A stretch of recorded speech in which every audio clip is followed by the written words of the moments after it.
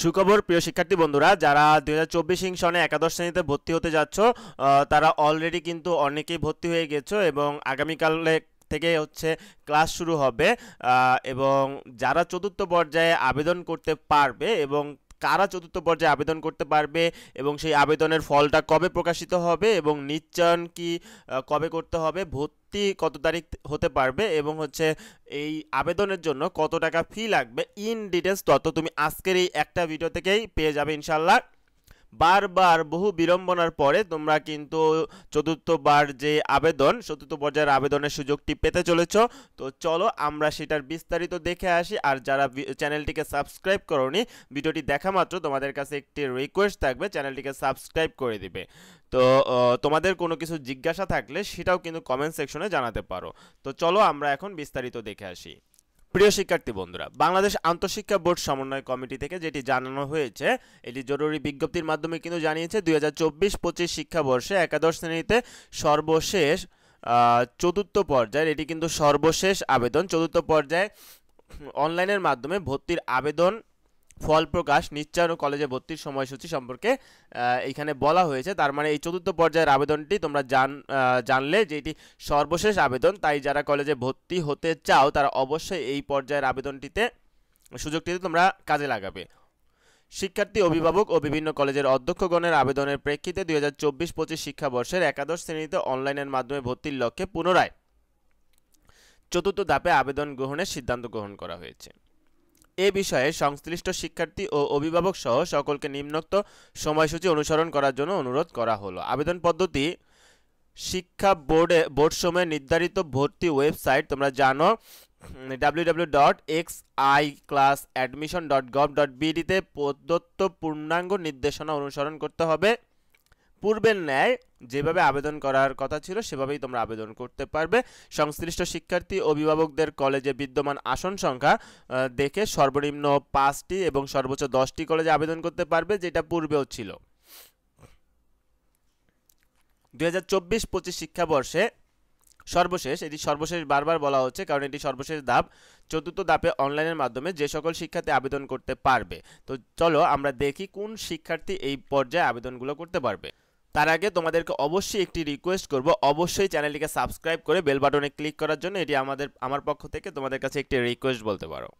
তো এই অংশটি গুরুত্বপূর্ণ একটি অংশ। দেখো 1 নম্বরে কি বলেছে, যে সকল শিক্ষার্থী পূর্বে আবেদন করেনি, তার মানে যারা পূর্বে আবেদন করেনি তারা কিন্তু এই পর্যায়ে আবেদন করতে পারবে এবং আবেদন করে কলেজ সিলেকশন পায়নি।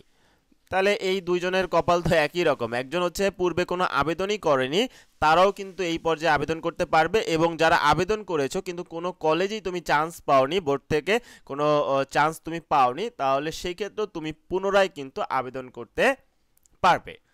ওকে, 2 নম্বর কন্ডিশন আমরা দেখে আসি। যে সকল শিক্ষার্থী চূড়ান্ত মনোনয়ন পেয়েছে কিন্তু কোনো কারণে কলেজে নির্ধারিত সময়ের মধ্যে ভর্তি হতে পারেনি।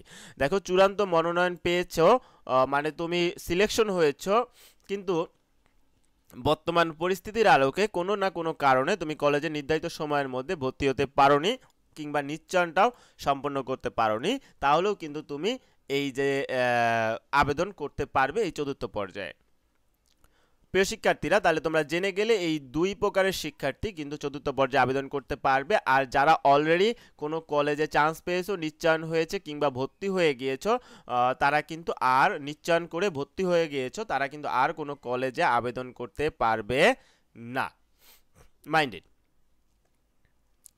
প্রিয় শিক্ষার্থীরা, 2024-25 শিক্ষাবর্ষে সর্বশেষ ধাপে অনলাইনের মাধ্যমে ভর্তির নিম্নোক্ত সময়সূচি অনুসরণ করতে হবে। এটি কিন্তু তোমাদের সময়সূচি, কবে কবে তুমি ভর্তি হবা এবং হচ্ছে কখন তোমার রেজাল্ট দিবে সব কিছু।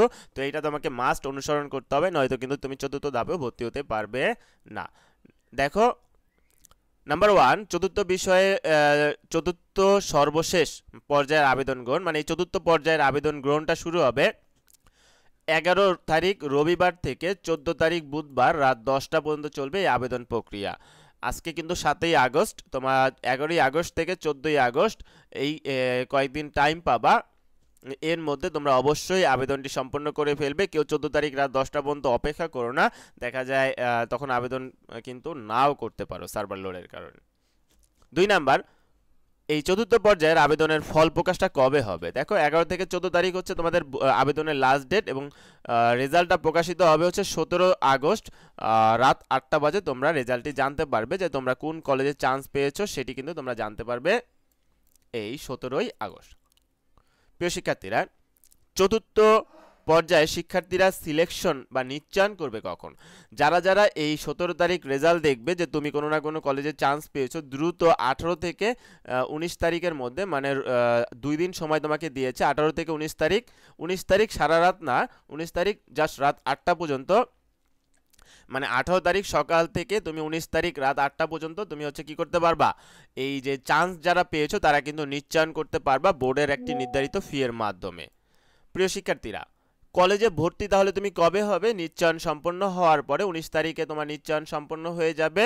19 তারিখের মধ্যে 20 তারিখ মঙ্গলবার তোমরা কিন্তু কলেজে ভর্তি হতে পারবে। ঠিক আছে?